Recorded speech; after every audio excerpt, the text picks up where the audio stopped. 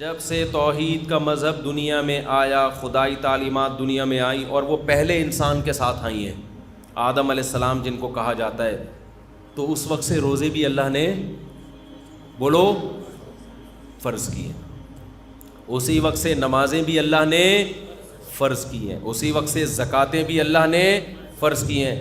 اسلام ان فروعی مسائل کا نام نہیں ہے جن میں آج ہم جھگڑا کر رہے ہیں، یہ تو ہر دور میں تبدیل ہوئے ہیں۔ موسیٰ علیہ السلام کے ہاں نماز کا طریقہ ڈیفرنٹ تھا، عیسیٰ علیہ السلام کے ہاں ڈیفرنٹ تھا، روزے کا طریقہ بھی موسیٰ علیہ السلام کی شریعت میں کچھ اور، عیسیٰ علیہ السلام کی شریعت میں کچھ اور، اسلام کی شریعت میں کچھ اور، نکاح طلاق کے طریقے ہو سکتا ہے ابراہیم علیہ السلام اور موسیٰ علیہ السلام کی شریعت میں کچھ اور ہوں، ہماری شریعت میں کچھ اور، زمانہ جاہلیت میں جو ابراہیم علیہ السلام کا دین چلا آ رہا تھا اس میں کچھ اور، یہ چینجنگ تو ہوتی رہتی ہیں۔ اور بعض اسلام کے مسائل ایسے ہیں جو چینجیبل ہیں، خود اسلام نے ان میں لچک رکھی ہے کہ زمانے کے حساب سے وہ مسائل چینج ہو سکتے ہیں، عرف کی وجہ سے بھی بعض مسائل چینج ہو جاتے ہیں کہ بھئی پہلے عرف نہیں تھا اب عرف ہے، خود سے چینج کرنا نہ شروع کر دیں آپ، پتہ چلا کہ پہلے 5 نمازیں تھیں اب مصروفیت زیادہ ہے تو 4 ہو جانی چاہیے، یا پہلے لوگوں کے پیپر نہیں ہوتے تھے تو جیسے پروفیسر صاحب نے فتویٰ دے دیا کہ کل آپ کا پیپر ہے تو آپ جو ہے وہ رمضان کا روزہ چھوڑ سکتے ہیں، یہ والا چینجنگ میری مراد نہیں ہے۔ اب کون سی مراد ہے ایک الگ ٹاپک ہے۔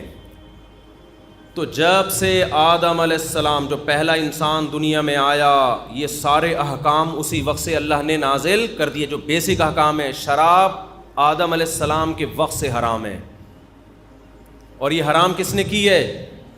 اللہ نے حرام کی ہے۔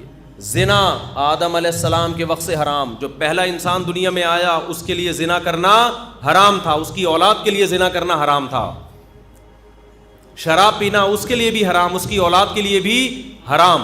غریبوں کا خیال کرنا، اپنے مال میں سے ان کے مال پہ خرچ کرنا آدم پہ بھی فرض اور آدم کی اولاد پہ بھی قیامت تک فرض رہے گا۔ یہی وجہ ہے قرآن مجید میں اللہ نے جو غیر مسلم لوگ ہیں ان کے نماز نہ پڑھنے کی کو بھی جرم کے طور پہ بیان کیا کہ نماز نہیں پڑھتے۔ سوال پیدا ہوتا ہے وہ کلمہ ہی نہیں پڑھتا تو نماز پڑھ کے کیا کرے گا وہ؟ سمجھ میں آ رہی ہے بات؟ بھائی قرآن میں آتا ہے الذین لا یؤتون الزکاۃ، یہ مشرک لوگ، غیر مسلم لوگ یہ زکوٰۃ ادا نہیں کرتے، لا یقیمون الصلاۃ یہ نماز قائم نہیں کرتے، جب ان کو نماز کے لیے بلایا جاتا ہے تو جواب نہیں دیتے۔ اب سوال پیدا ہوتا ہے کہ اللہ تو نے نماز مسلمانوں پہ فرض کی ہے، غیر مسلموں پہ فرض نہیں کی، تو نے زکوٰۃ مسلم پہ فرض کی ہے، غیر مسلم پہ فرض نہیں کی، تو جب فرض ہی نہیں کی ہے تو ان کو کیوں کہہ رہا ہے کہ یہ زکوٰۃ نہیں دیتے اور یہ روزے نہیں رکھتے اور یہ نماز نہیں پڑھتے؟ سوال پیدا ہوتا ہے کہ نہیں ہوتا؟ اس کا جواب یہی ہے کہ یہ سب پہ فرض ہیں اصل اصولی اعتبار سے۔ جس خدا نے پیدا کیا نا پہلا انسان، اس پہ نماز بھی فرض تھی، روزے بھی فرض تھے، زکوٰۃ بھی فرض تھی، توحید بھی فرض تھی۔ تو غیر مسلموں پر یہ بھی لازم ہے کہ توحید کا عقیدہ رکھیں، اور توحید کا عقیدہ رکھنے کے بعد نماز بھی قائم کریں۔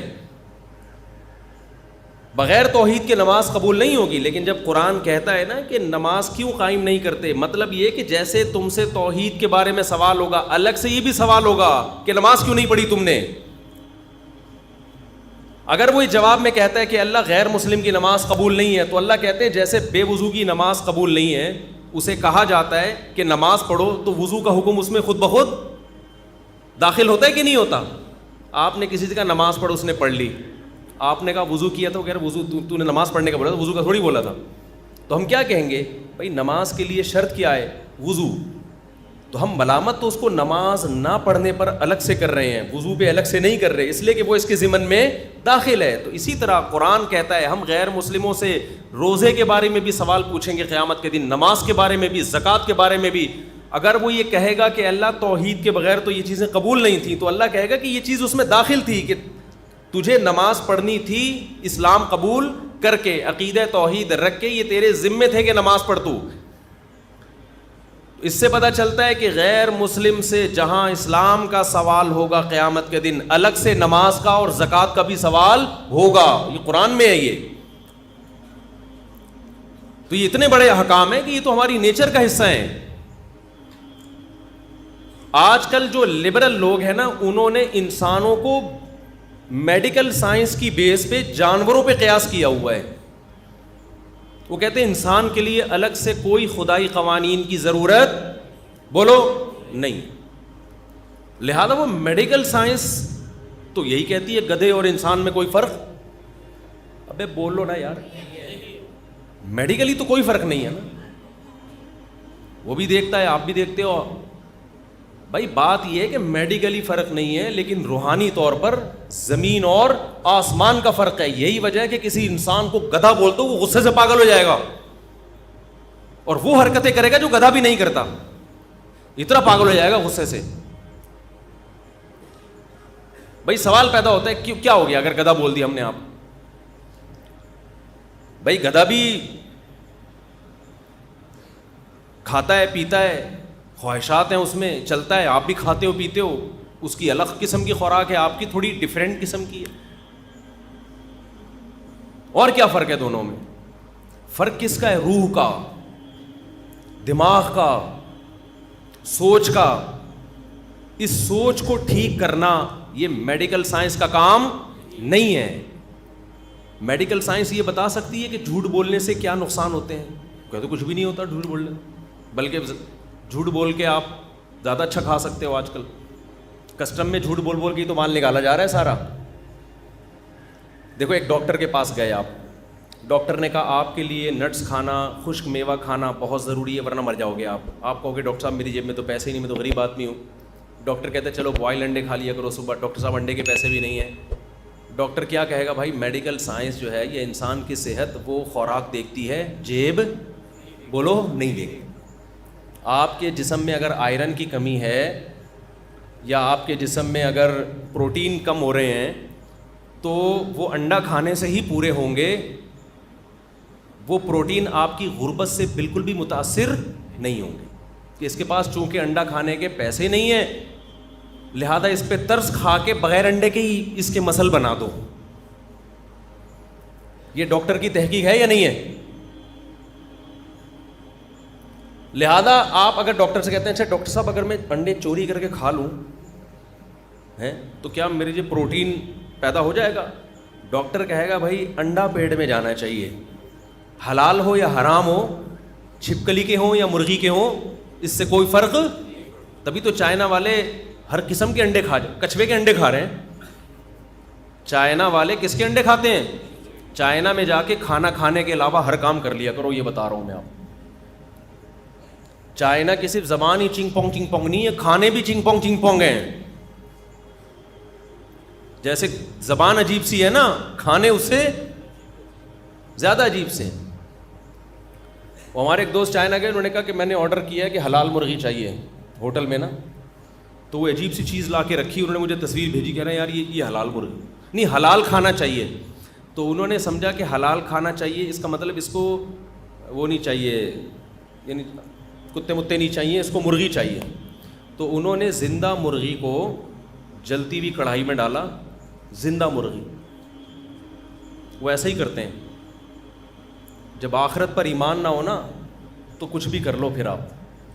زندہ مرغی بوائل پانی میں, یہ جلتی ہوئی کڑھائی میں, میرا خیال ہے بوائل پانی میں ڈال کے وہ جب مر گئی ہے نکالا, اس کے پر صاف کیے اور لا کے ان کی خدمت میں پیش کر دی, پوری آنکھوں سمیت, کھال سمیت. انہوں نے مجھے تصویر بھیجی کہ حلال کا جب یہ حال ہے تو حرام کیا ہوگا. سمجھتے ہیں کہ نہیں سمجھتے؟ وہ بے زبان جانور ہے یار, آپ نیٹ پہ دیکھ سکتے ہو, ہم سے تو دیکھی نہیں جاتی یہ چیزیں, اتنی اذیت دے رہے ہو جانور. تو دیکھو جس کے دل میں رحم کا جذبہ ہوتا ہے نا, وہ جہاں انسانوں کے لیے رحم دل ہوتا ہے جانوروں کے لیے بھی ہوتا ہے. یہ نہیں ہوتا کہ انسانوں کے لیے الگ قوانین اور جانوروں کے لیے الگ. اگر وہ جانوروں پہ رحم نہیں کر رہا, صرف انسانوں پہ کر رہا ہے, تو وہ کسی ایگریمنٹ کے تحت کر رہا ہے انسانوں پہ. ورنہ دل اگر نرم ہوتا تو بھائی تکلیف تو جانور کو بھی ہوتی ہے, تکلیف تو جانور کو بھی ہوتی ہے. تو خیر میں کیا بات کر رہا تھا, یہ ادھر چنگ پونگ میں دماغ چلا گیا یار. اچھا بلا بیان چل رہا تھا. وہ چائنا جب دماغ جاتا ہے نا تو وہ کتا یاد آتا ہے مجھے, انہوں نے پکا کے کسی کو کھلایا تھا. رمضان پہ تو کر رہا تھا یہ جی. ابے نہیں یار یہ بالکل اینڈ میں کہاں سے. ہاں میں میڈیکل سائنس کا بتا رہا تھا, وہ انڈوں کی آواز آئی وہاں سے. تو آپ مجھے بتاؤ, ڈاکٹر کے پاس آپ گئے, ڈاکٹر صاحب انڈا کھانے کے پیسے نہیں ہیں. اچھا میں اگر ڈاکٹر صاحب انڈا چوری کر کے کھا لوں, چوری کر کے انڈا کھا لوں تو کیا پروٹین پورے ہو جائیں گے؟ ڈاکٹر کیا کہے گا, بھائی انڈا چوری کا ہو, حلال ہو, حرام ہو, انڈا انڈا ہوتا ہے, جب باڈی میں جائے گا تو آپ کا پروٹین بڑھے گا, پروٹین ملے گا باڈی کو, تو پروٹین کی جو کمی ہے پوری ہوگی آپ نے. لیکن آپ جب مفتی صاحب کے پاس آؤ گے, یا مفتی صاحب چھوڑو, آپ پیغمبروں کے پاس جاؤ گے, پیغمبروں کے پاس, یا پیغمبروں کے کا علم حاصل کرنے کے لیے کسی مولانا کے پاس جاؤ گے. مولانا صاحب باڈی میں پروٹین آپ کو نظر آ رہا ہے, آپ کی تو اتنے ہیں ماشاء اللہ, میرے بالکل بھی, کیونکہ مولانا صاحب کے عام طور پہ ذرا زیادہ سے ہی ہوتے ہیں عام طور پہ, میرے بالکل بھی نہیں ہیں. ہڈیاں نظر آ رہی ہیں, آپ دیکھ رہے ہیں, کھچڑی کھا کھا کے ایسا ہو گیا ہوں میں غربت کا مارا.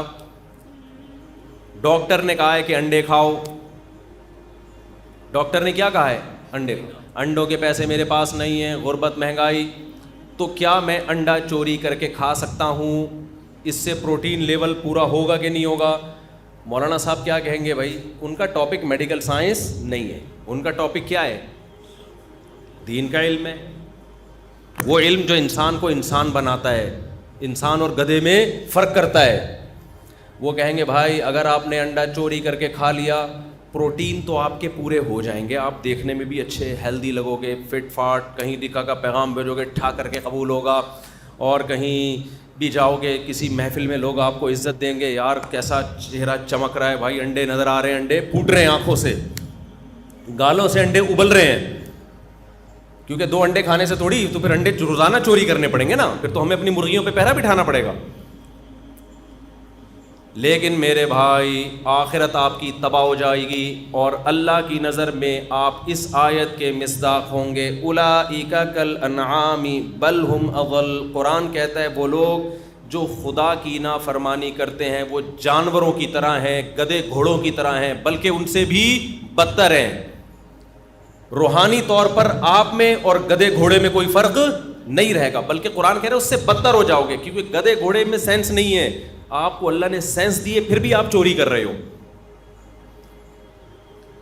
اب چونکہ لبرل قسم کے مولانا بھی مارکیٹ میں بہت آ گئے ہیں, اگر وہ مولانا لبرل قسم کے ہوئے تو جواب چینج ہوگا ان کا, کہیں گے ایکچولی پروٹین چونکہ باڈی کی ریکوائرمنٹ ہے, کل آپ کا پیپر ہے, آپ رمضان کا روزہ چھوڑ سکتے ہیں.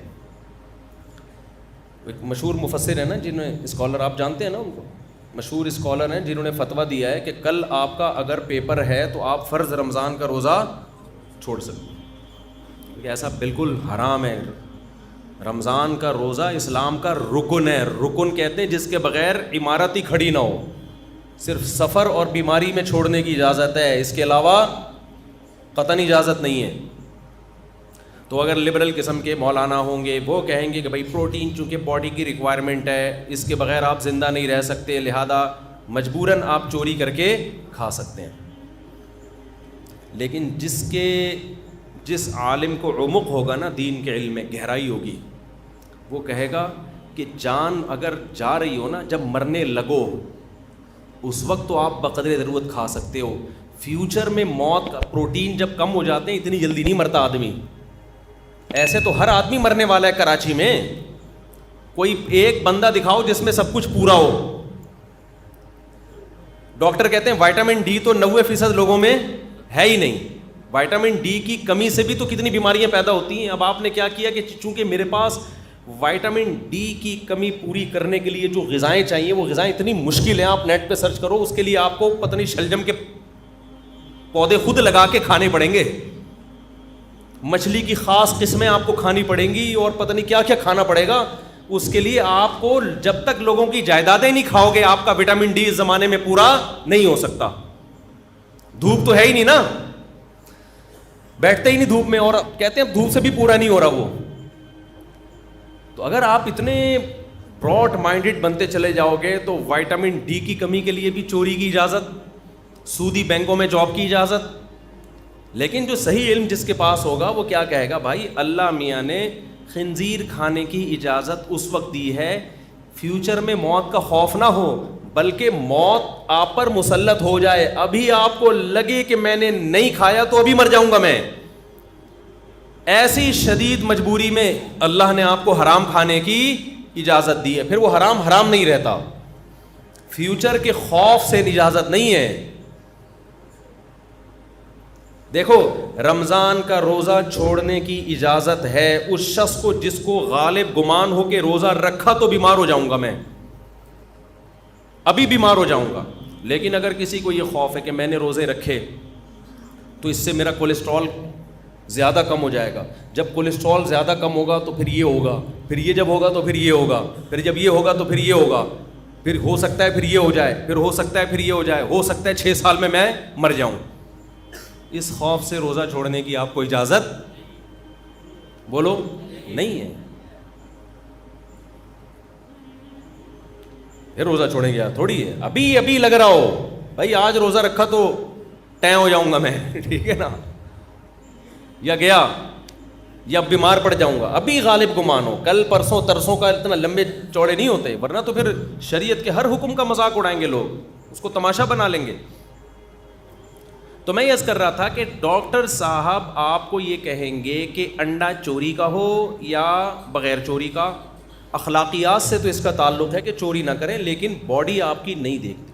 لیکن مولانا صاحب آپ کو کیا کہیں گے؟ بھائی بغیر پروٹین کے سوکھے سڑے ہو کے زندگی گزار لو، کوئی بات نہیں، تمیز سے مر جاؤ، قیامت کے دن تمہارا شمار انسانوں میں ہوگا، حیوانوں اور جانوروں میں نہیں ہوگا۔ اور اگر کھا کے حلال حرام کی فکر کیے بغیر فل پروٹین کے ساتھ قبر میں چلے گئے تو اٹھتے ہوئے آپ کے پروٹین نہیں ہوں گے جس دن قبر سے اٹھو۔ یہ تعلیمات ہیں مذہب کی اور یہ سب سے قدیم ہے۔ انسان جب دنیا میں آیا تو اخلاقیات کا علم اسی دن سے دنیا میں آیا ہے، کیونکہ انسان کو دیکھو میڈیکل سائنس اب ترقی کر رہی ہے، ماضی میں جائیں گے تو میڈیکل سائنس کی ترقی زیادہ ہوگی یا کم ہوگی؟ بولو نا، کم ہوگی۔ ہو سکتا ہے آدم علیہ السلام کے دور میں تو میڈیکل سائنس کی بنیادی اکائیاں ہی لوگوں کو نہ پتہ ہو، بس یہ پتا ہو کہ کھانے سے پیٹ بھرتا ہے اور پینے سے پیاس بجھتی ہے۔ آپ ماضی میں جائیں تو ایسا ہی ہے نا، بہت سارے پرانے فلسفے تھے غلط ثابت ہو گئے، حکمت کے حکیموں کی رائے میں بھی تبدیلی آتی رہتی ہے، کچھ حکیموں کی باتیں ایسی ہیں جو صدیوں سے چلی آ رہی ہیں، چلتی رہیں گی، ڈاکٹر بھی اب اسی کو مان رہے ہیں، لیکن بہت سی باتیں چینج ہو چکی ہیں۔ اب مسئلہ یہ ہے، میں ایک مثال سے بات سمجھاتا ہوں، یہ جو کان میں دوا ڈالنے سے روزہ ٹوٹتا ہے کہ نہیں ٹوٹتا، ہمارے یہاں جامعۃ الرشید میں اس پہ چند سال پہلے تحقیق شروع ہوئی، کیونکہ جتنے ہمارے قدیم فقہا ہیں سب نے یہ لکھا ہے کہ کان میں دوا ڈالنے سے روزہ ٹوٹ جاتا ہے، اور اس کی وجہ یہ لکھی کہ جب ہم کان میں دوا ڈالتے ہیں تو ہمارے دماغ میں جاتی ہے وہ، تو جب بھی کوئی چیز ہم کھائیں نا دماغ میں جائے یا پیٹ میں جائے تو روزہ ٹوٹ جاتا ہے، یہ اجماعی مسئلہ ہے۔ اب جدید سائنس نے، میڈیکل سائنس نے یہ کہا کہ بھائی علماء کو اس طرف متوجہ کیا کہ آپ یہ لکھتے ہیں کہ کان میں دوا ڈالنے سے چیز دماغ تک پہنچتی ہے، حالانکہ میڈیکل سائنس اب یہ کہہ رہی ہے کہ ایسا دماغ اور کان کے درمیان کوئی راستہ نہیں ہے، حلق میں تو جا سکتی ہے، پتہ نہیں حلق میں بھی جا سکتی ہے نہیں جا سکتی مجھے نہیں پتا، لیکن بہرحال دماغ میں نہیں جا سکتی، حلق میں بھی نہیں جا سکتی میرا خیال ہے۔ اب علماء پریشان ہو گئے، یار یہ کیا ہو گیا، تو اتنے سالوں سے ہم مسئلہ لکھتے، حدیث میں ایسا کچھ بھی نہیں ہے، حدیث اس سے کیا ہے، خاموش ہے۔ حدیث میں سے تو یہ پتہ چلے گا کہ باڈی کے اندر یعنی دماغ یا پیٹ میں کوئی چیز نہیں جانی چاہیے۔ تو ہمارا اجلاس ہوا اس پہ، دارالعلوم کرنگی میں بھی اجلاس ہوا، تو اس پہ چند حضرات نے یہ کہا کہ اس دور کے جو فقہا تھے اتنے ذہین تھے، جب انہوں نے ایک فتویٰ دیا ہے کہ کان میں دوا ڈالنے سے دماغ میں دوا پہنچتی ہے، روزہ ٹوٹتا ہے، تو وہ اتنے ذہین لوگ تھے، اتنے قابل لوگ تھے، ان کا فتویٰ غلط بولو نہیں ہو سکتا، لہذا اسی فتوے کو قائم رکھا جائے۔ لیکن دوسری جو رائے سامنے آئی نا وہ بڑی خاندانی، دوسرے علماء کی جو رائے وہ یہ رائے تھی کہ اس دور کے جیسے فقہا اتنے ذہین تھے دین کے علم میں، میڈیکل سائنس میں نہیں، تو جیسے آج کی فقہی تحقیقات جو شرعی مسائل میں وہ اس دور کے فقہا کا مقابلہ نہیں کر سکتی، میڈیکل سائنس میں الٹا ہے، اس دور کی جو میڈیکل سائنس کی تحقیقات تھیں وہ آج کی میڈیکل سائنس کا مقابلہ نہیں کر سکتا. تو ایسے دو چار کی طرح انسانی باڈی کو کھول دیا گیا ہے، کو غلط نہیں قرار دے رہے. ان فقہا کی تحقیق کی بیس وہ حکیم تھے جو یہ کہتے تھے کہ کان میں دوا ڈالو گے تو کہاں پہنچے گی؟ دماغ. وہ حکیموں کی تحقیق غلط ثابت ہو گئی ہے. بات میں سمجھا پا رہا ہوں کہ نہیں سمجھا پا رہا؟ تو ہم ان فقہا کو غلط نہیں کہہ رہے. اس غلطی کی بیس میڈیکل سائنس تھی جو اس زمانے کی تھی. وہ بیس کیا ہو گئی ہے؟ ہم آج کے فقہا کا، علماء کا اس زمانے کے علماء سے مقابلہ نہیں کر رہے. وہ تو ظاہر ہے پہلے زیادہ علم تھا، دین کا علم پہلے زیادہ تھا. ہم مقابلہ کر رہے آج کے ڈاکٹروں کا 1300 سال 1000 سال پرانے ڈاکٹروں سے. اس کے مقابلے میں تو آج علم زیادہ ہے. نہیں آ رہی بات؟ میرا خیال ہے یہی وجہ ہے کہ ہمارا یہی فتویٰ ہے کہ کان میں دوا ڈالنے سے روزہ نہیں ٹوٹتا. لیکن بہرحال اختلافی مسئلہ ہے، اس میں زیادہ شدت جائز نہیں ہے. تو اب میں آپ کو جو اصل بات کی طرف لے کر آ رہا تھا کہ آپ جتنا قدیم جائیں گے نا، روحانی علم، وہ علم جو انسان کو انسان بناتا ہے، اس کا گراف اوپر جائے گا، اور جتنا فیوچر کی طرف جائیں گے اس کا گراف نیچے. تبھی حدیث میں آتا ہے قرب قیامت میں علم اٹھے گا. حالانکہ دنیا کا علم تو اٹھ تھوڑی رہا ہے، دنیا کا علم تو پھیل رہا ہے. تو یہاں علم سے کون سا علم مراد ہے؟ دین کا علم. ماضی میں جائیں گے روحانیت زیادہ ہے، حیوانیت کم ہے. فیوچر میں جائیں گے روحانیت کم، حیوانیت زیادہ نظر آئے گی آپ کو. اتنی حیوانیت کے اب وہی جو ہومو سیکچولیٹی کے نام پہ جو تباہی پھیلا دی ہے، وہ تو درندگی کی انتہا کر دی ہے نا. اچھا، میرا پچھلے جمعے کو بیان ہوا، اس پہ کسی نے تبصرہ کیا کہ میں نے کہا نا آج کل میڈیا کے ذریعے وہ ہومو سیکچولیٹی کو فروغ دیا جا رہا ہے. تو کسی نے کہا کہ وہ ہومو سیکچولیٹی نہیں مفتی صاحب، آپ لوگ کو پتہ نہیں، یہ خواجہ سراؤں کے حقوق کی بات ہو رہی ہے. اصل میں یہ بیچارے بھی تو ایک قوم ہے نا، یہ ان کے حقوق کی بات ہو رہی ہے. مولوی لوگ ہمیشہ نیگیٹو سوچتے ہیں، تو خوب سمجھ لو اتنا گھنا بننے کی ضرورت نہیں ہے. یہ جو نیا بل پاس ہوا ہے اس میں خواجہ سراؤں کے حقوق کا کوئی تحفظ نہیں ہے. یہ ہومو سیکچولیٹی کو پروموٹ کرنے کی کوشش ہے. سمجھتے ہو کہ نہیں سمجھتے؟ تو آپ ذرا اسٹڈی کریں. اس لیے ہم اس کے خلاف ابھی سے بول رہے ہیں کہ آگے نسلیں برباد ہونے والی ہیں.